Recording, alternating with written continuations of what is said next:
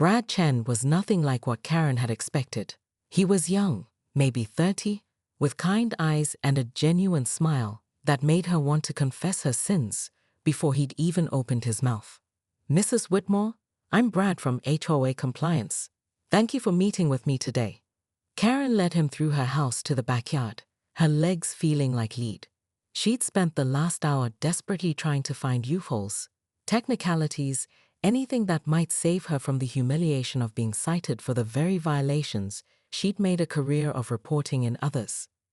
"Now, let's see what we're dealing with," Brad said cheerfully, pulling out a tablet and stylus.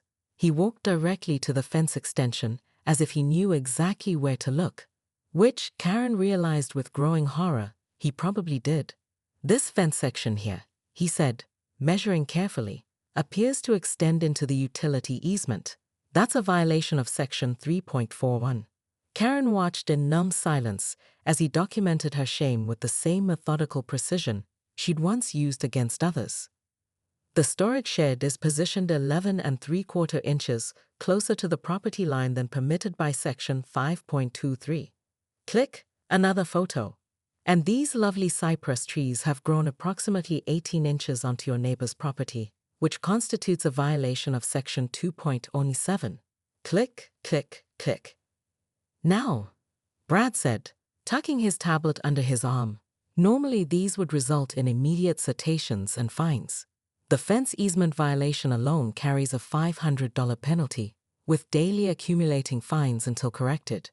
Karen's knees nearly buckled. $500? However, Brad continued, "I've been speaking with your neighbors, the Johnsons, and they've made an unusual request." From her peripheral vision, Karen saw the Johnsons emerge from their back door. They approached with expressions of neighborly concern that made Karen want to crawl into her improperly positioned shed and hide forever. "Hi, Karen," Mrs. Johnson said warmly. "We need to talk." What followed was the most humbling conversation of Karen's life. The Johnsons had endured 3 months of harassment, complaints, and investigations. They'd received 17 violation notices, all of which had been dismissed after inspection. They'd been forced to provide documentation, measurements, and legal justification for every aspect of their pool installation and removal. "We never wanted to fight with you," Mr. Johnson explained gently. "But when you started involving our children, questioning them about our family activities, photographing our property from your upstairs window, we felt we had to protect ourselves." Mrs. Johnson nodded. "So we started documenting everything, including the modifications you made to your own property while you were occupied with monitoring hours." The playhouse, Karen learned, had been planned for months. The permits had been obtained properly. But the Johnsons had deliberately kept the project quiet, knowing Karen would find some way to object. They'd used her obsession against her, letting her focus entirely on the pool while she unknowingly violated multiple HOA regulations on her own property. "Here's what we're proposing," Mrs. Johnson said. "We'll ask the HOA to waive the violations and fines on one condition." Karen held her breath. "You resign from the HOA complaint committee, and you agree to mediation with a neutral party to establish reasonable neighbor boundaries going forward." It wasn't really a choice. Karen could face thousands of dollars in fines and the humiliation of being the HOA violator she'd spent years crusading against, or she could accept defeat gracefully. "Ike," Karen's voice cracked. For the first time in years, she was speechless. Brad cleared his throat. "The violations I documented today will remain in my files. If there are any future issues with neighbor relations, they'll be processed immediately without this courtesy option." As the group dispersed, Karen stood alone in her backyard, staring at the evidence of her downfall. The fence that had seemed so reasonable, the shed positioned for optimal convenience, the trees planted for perfect privacy, all monuments to her spectacular miscalculation. Dale appeared beside her, placing a gentle hand on her shoulder. "Maybe," he said quietly, "it's time to try being a neighbor instead of a watchdog." Karen nodded slowly, but her eyes were already calculating the angles of the Hendersons' new deck addition visible over the back fence. Old habits, after all, die hard. Karen Whitmore stood in her front yard at 6:47 a.m., in nothing but her bathrobe and fuzzy slippers, screaming at the top of her lungs, while pointing a manicured finger at her neighbor's empty backyard. This is a terrorist, a complete and utia terrorist. The source of her rage?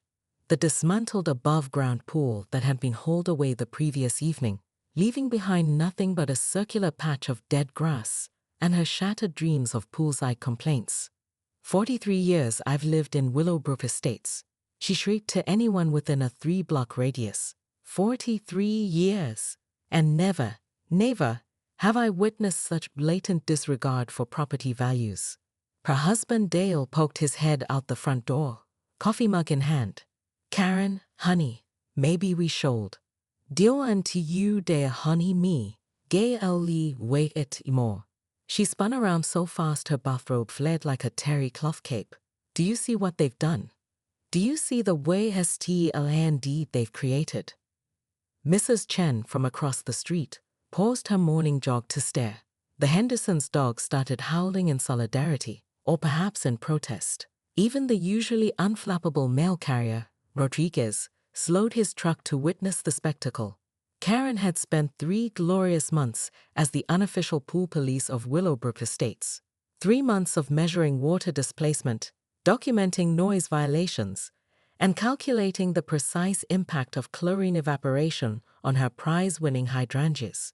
She'd filed 17 formal complaints with the HOA, started a petition with 43 signatures, and had even researched municipal water usage regulations. The pool had become her white whale, her reason for living, her greatest adversary. And now it was gone. This isn't over, she muttered, her voice dropping to a dangerous whisper as she surveyed the empty yard. Not by a long shot. She marched back into her house, leaving a trail of righteous indignation in her wake.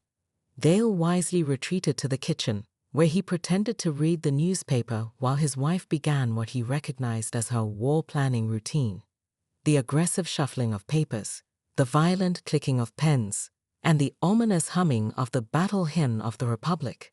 By 7:15 am, Karen had already drafted 3 new HOA complaints focusing on property abandonment, aesthetic negligence, and failure to maintain landscaping standards. By 7:30, she'd researched city ordinances regarding unsightly lawn conditions. By 7:45, she was on the phone with her sister Margaret, who lived in a different HOA, but shared Karen's passion for neighborhood enforcement. They think they've won, Karen declared into the receiver while pacing her living room like a caged tiger. But what they don't realize is that removing the pool has only revealed their next violation. Have you seen the state of that grass, Margaret? It's practically a desert. What Karen didn't know was that her neighbors, the Johnsons, were watching from their kitchen window, sharing a knowing smile. They'd anticipated this reaction. In fact, they'd been counting on it. The real trap hadn't been the pool at all. Karen emerged from her house at precisely 8:30 am dressed in what Dale called her battle armor, pressed khakis, a crisp white blouse, and her lucky pearls that had seen her through countless HOA victories. She carried a leather portfolio, a digital camera, and a measuring tape that she wielded like a sword of justice. Her target, the Johnson property, now poolless and vulnerable to her expert scrutiny. She began her reconnaissance at the property line, photographing the dead grass from 17 different angles. Exhibit A, she muttered, adjusting her camera settings. Clear violation of Section 4.32 regarding lawn maintenance standards. Mrs. Patterson from next door watched through her blinds as Karen got down on her hands and knees to measure the diameter of the dead grass circle. 12 feet, 4 inches. Karen announced to no one in particular. Unacceptable by any reasonable standard. But as Karen continued her investigation, something peculiar caught her eye. The Johnsons had installed what appeared to be a small garden shed near their back fence. A shed that definitely hadn't been there when she'd last conducted her surveillance 3 days ago. Aha, she exclaimed, nearly dropping her camera in excitement. Unpermitted structure. Section 7.1. 1 clearly states that any outbuilding requires HOA approval 30 days in advance. She immediately called the HOA office, her fingers trembling with anticipation as she dialed. "Ladies, it's Karen Whitmore. I need to report an emergency violation at 1247 Maple Lane. The Johnsons have erected an unauthorized structure." "What do you mean, what kind of structure?" "It's clearly a shed, ladies. 8 by 10 feet, beige siding, standard door." "No, I don't need to take a deep breath. What I need is immediate enforcement action." While Karen continued her heated discussion with the HOA secretary, she failed to notice her own children, Tyler and Madison, sneaking out the back gate. The teenagers had grown tired of their mother's latest obsession and decided to investigate the mysterious Johnson property for themselves. What they discovered would change everything. The shed wasn't a shed at all. It was a playhouse. An elaborate, custom-built playhouse designed to look like a miniature Victorian mansion, complete with working shutters, a wraparound porch, and stained glass windows that cast rainbow patterns on the interior walls. "Mom's going to absolutely lose it when she finds out," Madison whispered to her brother as they peered through one of the tiny windows. "Find out what?" Tyler asked. "Look at the sign." Madison pointed to a small plaque mounted beside the door. In elegant script, it read, "Will be a loki state is HILURN's Historical Society. Approved EDUCATIONL Alistrich Jata. Permit hashtag 2024-157. Tyler pulled out his phone and snapped a picture. "Oh man, she's going to completely melt down." They were right. When Karen discovered that the Johnsons had not only obtained proper permits, but had actually received a special variance from the city for an educational enhancement structure, her reaction was nothing short of volcanic. "ADUCATIONAL. She screamed at poor Gladys over the phone.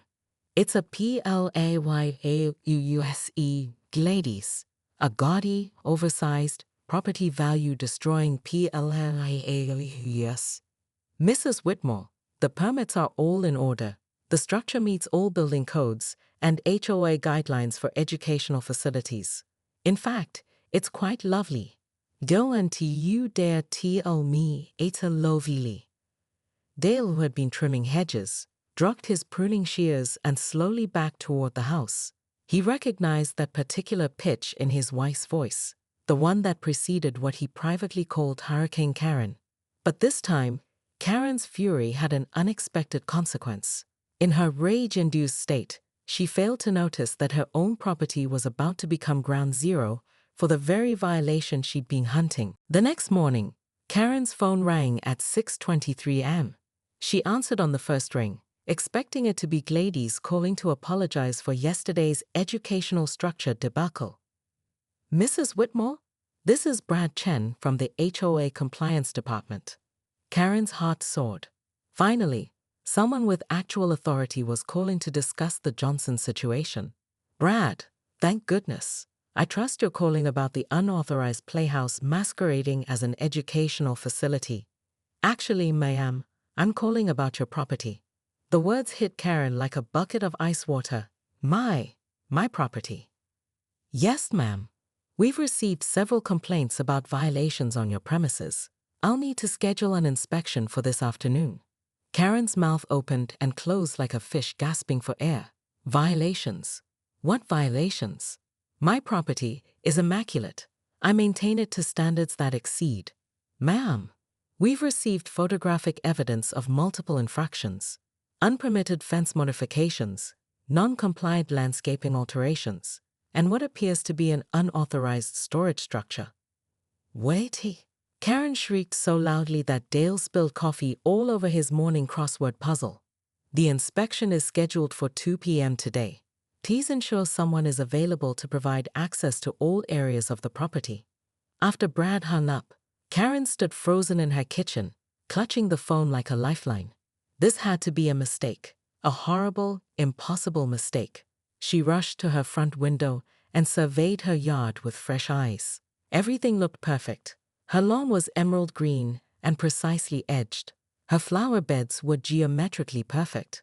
Her mailbox was regulation height and properly positioned. Then she saw them. The Johnsons were standing on their front porch, watching her with expressions of polite interest. Mrs. Johnson waved cheerfully and called out, "Good morning, Karen. Lovely day, isn't it?" Something in their demeanor made Karen's blood run cold. There was a smugness there, a knowing quality that made her stomach churn. She grabbed her camera and marched into her backyard, determined to prove that her property was beyond reproach. But as she rounded the corner of her house, she stopped dead in her tracks. Her garden shed, the one she'd owned for 6 years, was sitting 18 inches closer to the property line than she remembered. The decorative fence extension she'd added to block her view of the former pool area extended 14 inches into what might technically be the easement zone, and her prized Italian cypress trees, planted strategically to create privacy from the Johnsons' kitchen window, appeared to be growing partially over the property line. "No, no, no," she whispered, pulling out her measuring tape with trembling hands. The fence extension, 16 inches into the easement, a clear violation. The shed, 12 inches too close to the property line, another violation. The cypress trees, 18 inches of overhang onto Johnson property, strike 3. But how? She'd been so careful, so meticulous. She'd measured everything herself when she'd made these improvements over the past few months, during her pool obsession. Then it hit her like a thunderbolt. She'd been so focused on the pool, so consumed with monitoring the Johnson property, that she'd made her modifications based on hasty measurements, quick estimates, eyeball assessments made while she was distracted by her surveillance activities. Tyler appeared at the back door. "Mom, there's a guy here with a clipboard who says he's from the HOA. Karen's world tilted on its axis. In her zeal to destroy her neighbors, she'd unknowingly violated the very rules she'd spent years enforcing. The trap hadn't been set for the Johnsons at all. It had been set for her.